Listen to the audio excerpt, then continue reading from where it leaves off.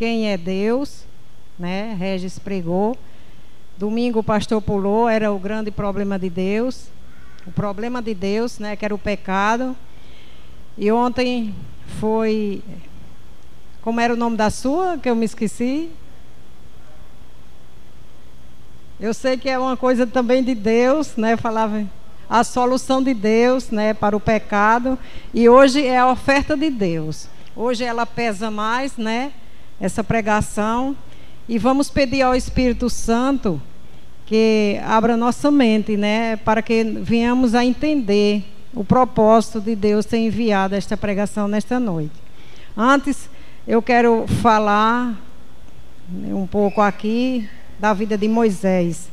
No ano de 1405 a.C., Moisés findava o seu tempo de serviço diante do povo de Deus.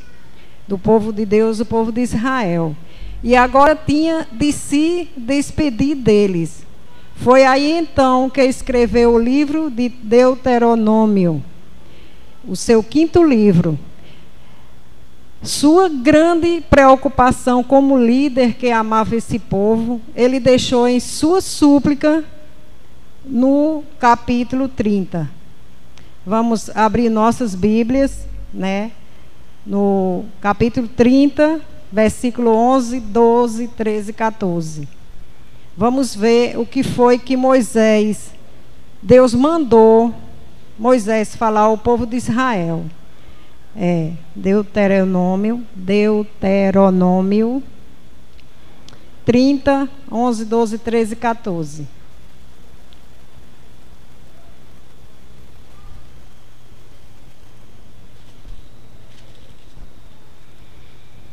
Amém, irmãos?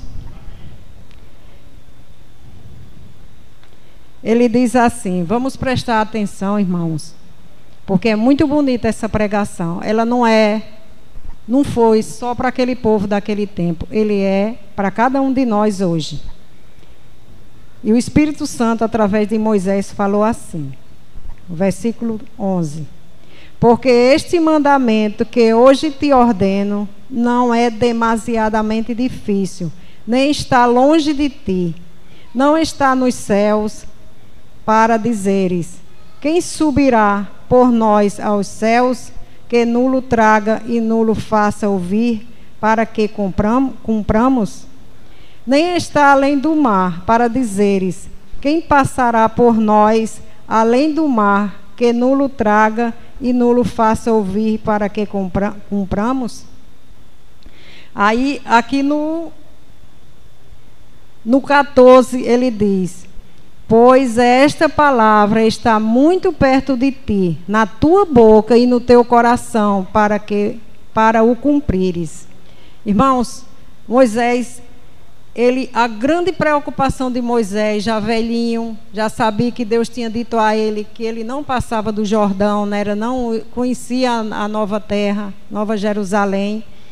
E ele tinha uma preocupação, era deixar esse povo amando a Deus dia a dia, não se afastar de Deus. E foi quando ele escreveu este livro, né? O Espírito Santo levou a ele escrever esse livro. E aqui no 15 e 16 vai o apelo de Deus, né?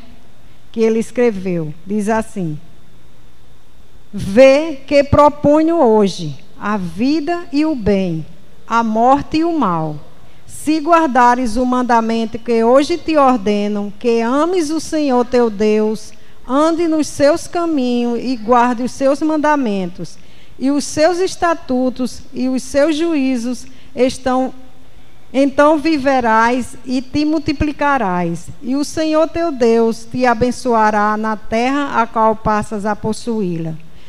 Moisés tinha essa preocupação. Esse povo vai para a nova terra, a qual eu lutei com eles até agora. Eu não vou estar junto com eles, mas eu vou pedir a eles que eles tenham Deus como Deus na vida deles. Tenham esse grande mandamento, né? Que é amar a Deus sobre todas as coisas. E ele tinha toda razão, Moisés, quando ofertou, fez essa oferta mandada por Deus ao povo de Israel. E diz aqui, irmão, que veio prestar atenção aqui ao comentário. Diz assim: os eruditos judeus descobriram, depois dos 10 mandamentos magistrais sobre a moral, que havia 603 adicionais que abrangiam os aspectos civis, sociais, litúrgicos, econômicos e fisiológicos, totalizando 613, dos quais 365 mandamentos estão redigidos na forma para condensar a totalidade dos mandamentos de Deus. O resumo seria os 10 mandamentos. Irmão, quando o pai vivia, ele era católico bem ativo, bem leitor da Bíblia, e sempre estava comprando tudo que se referia à Bíblia. E ele tinha um livretezinho assim, que tinha tudo isso aqui. Os 10 mandamentos eram distribuídos em 613 mandados, pedidos, né? Assim, uma comparação: não matarás. De não matarás, distribuía todas as coisas que se referia a não matarás, né? Não adulterarás, não terás outros deuses diante de mim. Ele distribuía no tocante tudo isso, dava esses 613. E 365 eram todos negativos para o ser humano, né? Quer dizer, o ser humano era impossível não fazer aquilo. Mas o que foi que aconteceu? Os judeus eram um povo especial. Tiveram a preocupação de investigar e de analisar as instruções de Deus. Quem não conhece a história do jovem rico, né?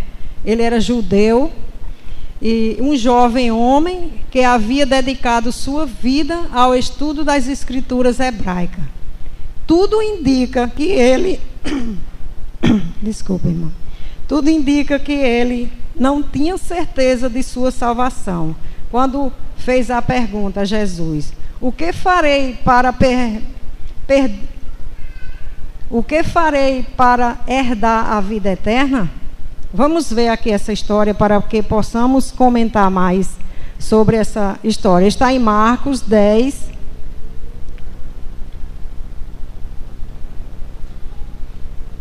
No livro de Marcos 10.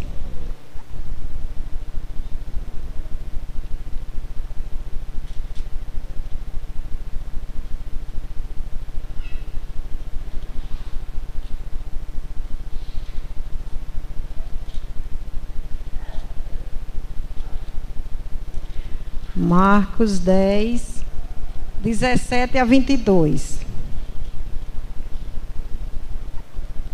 Diz assim, 17. E pondo-se Jesus a caminho, correu um homem ao seu encontro e, ajoelhando-se, perguntou-lhe: bom mestre, que farei para herdar a vida eterna? Respondeu-lhe Jesus: por que me chamas bom? Ninguém é bom senão um, que é Deus. Sabe os mandamentos? Sabe os mandamentos: não matarás, não adulterarás, não furtarás, não dirás falso testemunha, não defraudarás ninguém, honra teu pai e tua mãe. O 20. Então ele respondeu: mestre, tudo isto tenho observado desde a minha juventude. E Jesus, fitando o amor, e disse: só uma coisa te falta. Vai, vende tudo o que tens, dai-o aos pobres, e terás um tesouro no céu. Então vem e segue-me. Ele, porém, contrariado com esta palavra, retirou-se triste, porque era dono de muitas propriedades.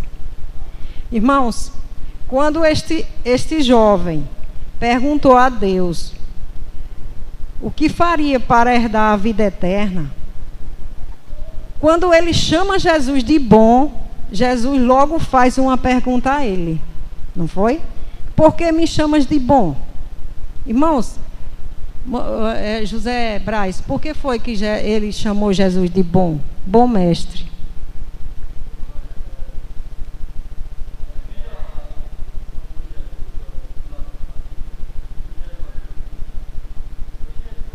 Exatamente. E ele viu ali Jesus preocupado com ele, né? Aí então, viu que Jesus era sábio, era misericordioso, e ele fez essa pergunta. Então Jesus... Eu estou com um bicho de... viu? Viu? Então, quando ele fez essa pergunta a Jesus, Jesus sabia que ele era estudioso da Bíblia, da palavra de Deus, e tudo ele tentava fazer segundo a vontade dele, né? Porque ele era uma pessoa muito rica, e todos nós sabemos que a riqueza nos leva a nos preocupar cada vez mais com o que a gente tem, né? Então, quando Jesus disse, por que me chamas de bom? Porque se você me conhecesse divino, então você saberia quem eu sou, né? Jesus disse isso a ele. Então, o próprio Jesus não esperou a resposta, e ele mesmo deu. Ninguém é bom, senão Deus. Qual ser humano pode ser bom? Se me conhecesse como divino, não terias a dúvida da salvação. Não me farias esta pergunta. Deixe que Deus seja Deus em sua vida. A Bíblia apresenta homens muito ricos, como Abraão, Jó, Jacó, mas a gente vê que as histórias dele, nenhuma dessas histórias, ele se ligou à riqueza. Ele tinha Deus em primeiro lugar na vida deles. Em todo ser humano, Deus deixou a eternidade em sua mente. No Oriente Médio, vamos ver na Síria, acreditavam que não há vida após a morte, né? Na Síria, naquela religião, naquela crença deles. Para eles, o que contava era o presente. Até hoje eu acredito que eles ainda... Amanhã é outro dia, né? Amanhã podemos não estar vivos, então vamos fazer o que podemos fazer hoje, porque amanhã podemos estar mortos, né? Já no Egito era o contrário. Eles acreditavam que existia outro Deus, outra vida após a morte. E quando a pessoa morria, entrava para outra vida eterna, né? Como até hoje tem também religiões desse jeito.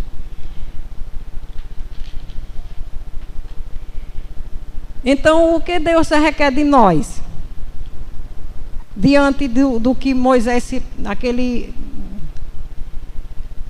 se preocupou com o povo de Israel. O que é que Deus quer de nós hoje? E o que é que Deus queria também do povo depois que começou o pecado?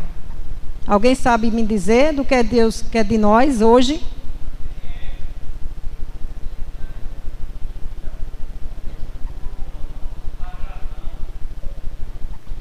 Ele se preocupa até hoje? Deus se preocupa com a gente até hoje?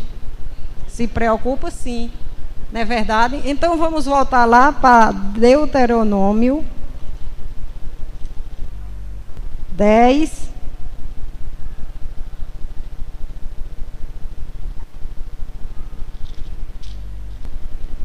Deuteronômio 10. 12 e 13. Vamos prestar também atenção o que Deus requer de cada um de nós.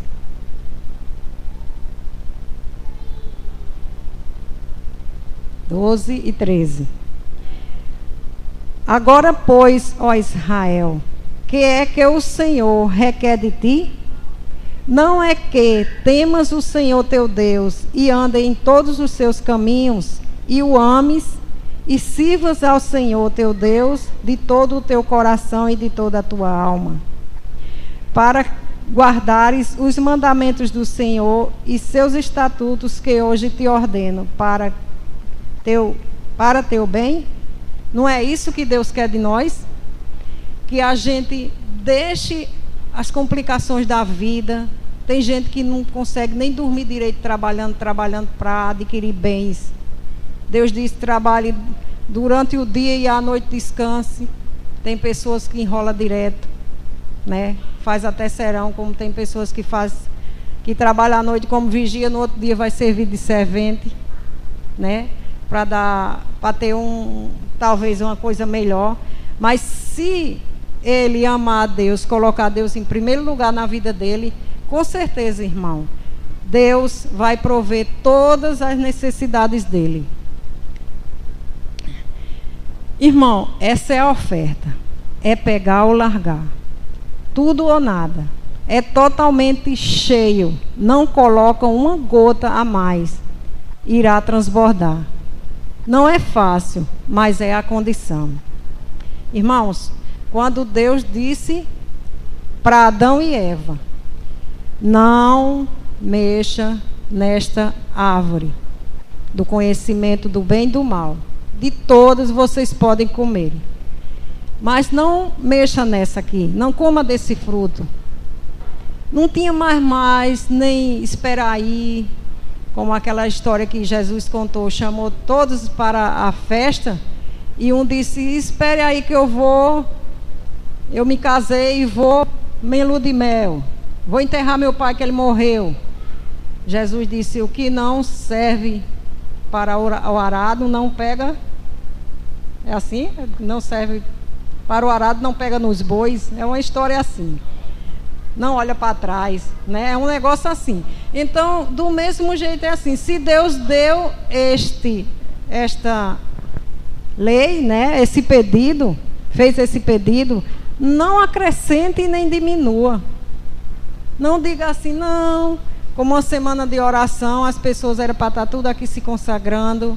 Não é porque é minha semana de oração, que eu faço de tudo para não perder nada aqui na igreja. Mas isso é um chamado de Deus para que haja consagração, para que Deus possa purificar cada um de nós, né? Levar a gente a se arrepender através das mensagens. São pessoas que não têm dons como eu para pregar, mas a gente traz a mensagem, né? E quando ele esteve a decidir entre Deus, e quando Eva teve para decidir entre Deus e a serpente, que a serpente estava pedindo, que era Lúcifer, ela decidiu, né, por Satanás, que era o anjo caído, Lúcifer, o anjo caído. Então, quando Adão estava para decidir por Eva ou por Deus, ele decidiu por Eva, né? Quer dizer que foi uma opção deles. Não foi, Deus disse: olha, não faça isso. Eles optou para fazer o errado. Então Deus não, quer dizer, Deus diz: é assim, e se você fizer o contrário, é maldição. Venham as consequências do erro de vocês. Mas automaticamente eles ficaram ao lado de Lucifer, né? Quando decidiram isso. Então, irmãos,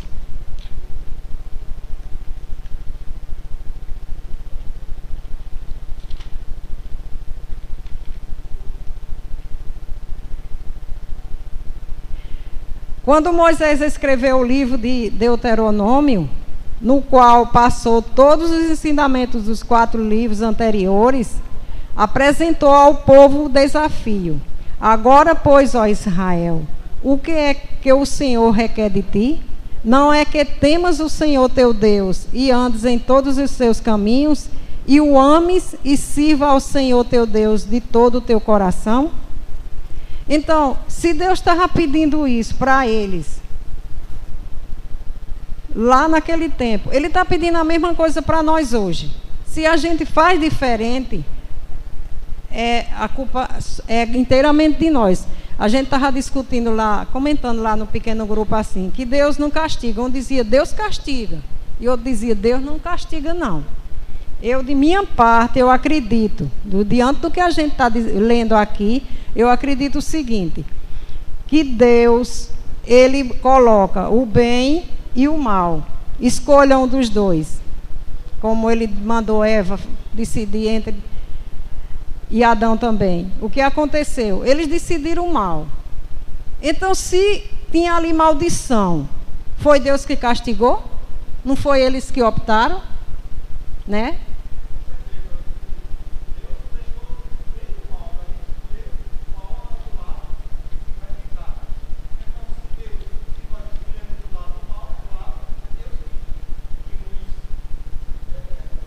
Já está fixo as consequências do erro, né?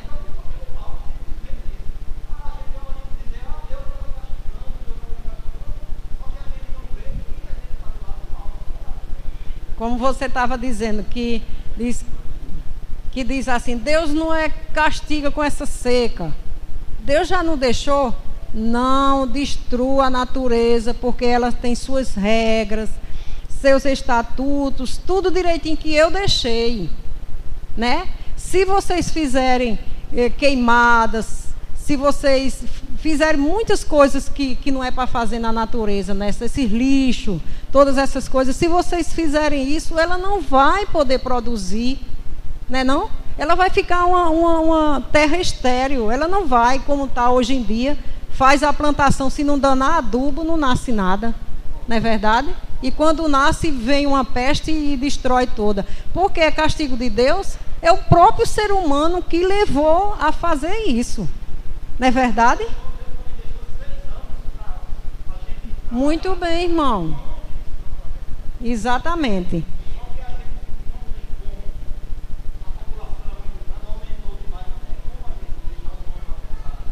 Isso tudo...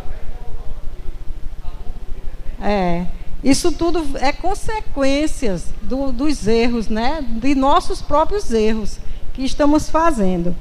Então, quero compartilhar com vocês a fórmula que aparece no Antigo Testamento e que nos oferece a segurança da salvação. Ela se encontra no livro de Miqueias. Irmão, lá em Miqueias, para finalizar... Esse livro de Miqueias é meio complicado para mim.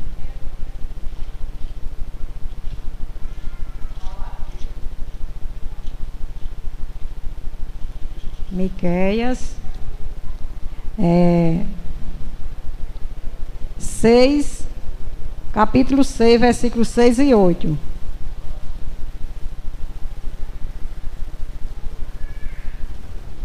Amém? Todos acharam?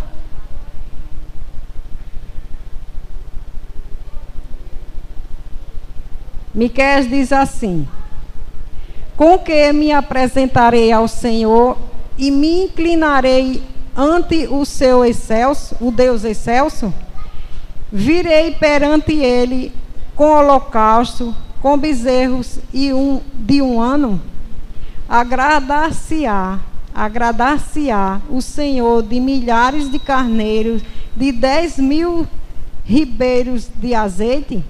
Darei o meu primogênito para minha transgressão, o fruto do meu corpo pelo pecado de minha alma? Ele te declarou, ó homem, o que é bom e o que o Senhor pede de ti, que pratiques a justiça e ames a misericórdia, e andes humildemente com o teu Deus. Esse capítulo 8 fala o que Deus quer de nós, que a gente tenha misericórdia, use a justiça de Deus em tudo que a gente for fazer, né? Para que Deus esteja conosco. Se a gente praticar a justiça, é claro que pode vir tempestade o mundo inteiro contra nós, mas Deus não nos deixa cair, porque a gente fez a vontade dele, né? Então, irmãos, esta é a pregação desta noite, para que a gente fique sabendo o que é que Deus está querendo que, através dessa semana de oração, que aconteça com a gente. que a gente ame a Deus, coloque Deus em primeiro lugar, não numa placa de carro, não através a gente abrir a boca e dizer, mas com ações, com uma verdadeira paixão, né? Que a gente seja, não como muitas pessoas aí que adoram o que tem, adoram sua esposa, adoram seu esposo, né? Que essa palavra adora agora está batendo recorde. Você liga a televisão, num minuto você escuta não sei quantos eu adoro, né? Eu adoro cantar, eu adoro não sei o que lá. Aí isso aí vai tirando a essência da palavra adora, que é unicamente para um Deus criador, um Deus mantenedor, um Deus salvador. Então, se você permitir que Deus seja Deus e que seus princípios regulem a sua vida, esses dois princípios o irão guiar, passo a passo, para que você faça somente o que é certo. Você fará o bem apenas porque isso é bom. Eu achei bonito esse fim aqui, viu? A gente vai fazer o bem porque é bom. Porque o bem vem de Deus. Não é verdade? Então, não é fazer o bem, eu vou fazer o bem porque eu quero aparecer para fulano, para não dizer que eu não fiz. A gente tem que fazer o bem, como se diz, incondicional. Né? Sem condição nenhuma. A gente fazer porque Deus quer. Então, a pregação desta noite foi essa. Eu não gosto de fazer pregação assim, ordenada, né? Mas saiu. Desculpe se eu não soube passar direitinho. Mas todos nós ficamos sabendo que o jovem rico, ele sabia tudo das Escrituras, ele sabia toda a ordem que Deus dava através da palavra dele. Ele era um estudioso da Bíblia, ele acreditava que obedecia tudo direitinho a Deus, mas ele viu que ele não tinha Deus. Quando Jesus disse, vende tudo o que tem e entrega aos pobres. Ele disse, eu não tenho Deus, porque eu não sou capaz de fazer isso. E quando a gente tem Deus, Fabinho, se em sonho, bem real, Deus chegasse para você e dissesse, Fabinho, venda tudo que tem e empregue neste mês em evangelismo, que você vai ver uma nova igreja ser fundada aqui em Parelhas. E que esse sonho repetisse como um chamado muito forte. Você faria isso, Fabinho? Amém?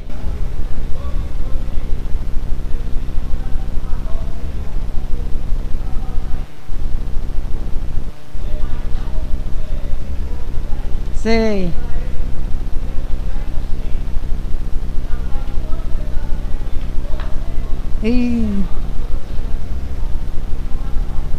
Para você ver. Irmão, nós temos que fazer a vontade de Deus. Unicamente a vontade de Deus. E para isso vamos ficar de pé e cantarmos o hino 168.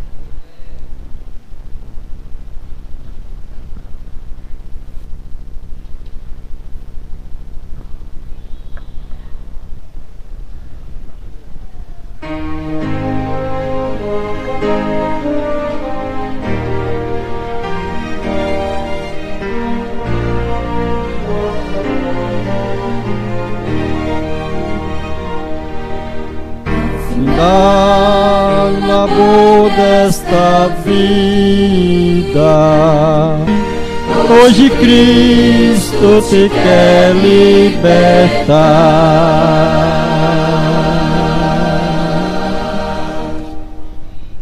Em 18 de dezembro de 1999, eu estava aqui para me batizar um sábado, e o irmão que dirigia o trabalho mandou um dos batizantes escolher o hino. E eu estava tomando uma decisão, outra decisão, e escolhi esse hino aqui. Que essa decisão é para nós. A última hora que nós devemos viver a nossa vida, como estamos vivendo na última hora. Cantando como esteja passando na última hora da nossa vida. Porque qualquer hora a gente pode perecer, né, irmão? Amém.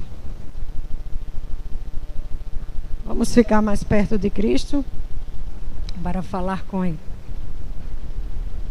Oremos. Pai Santo, Deus eterno, A tua palavra foi explanada, Senhor.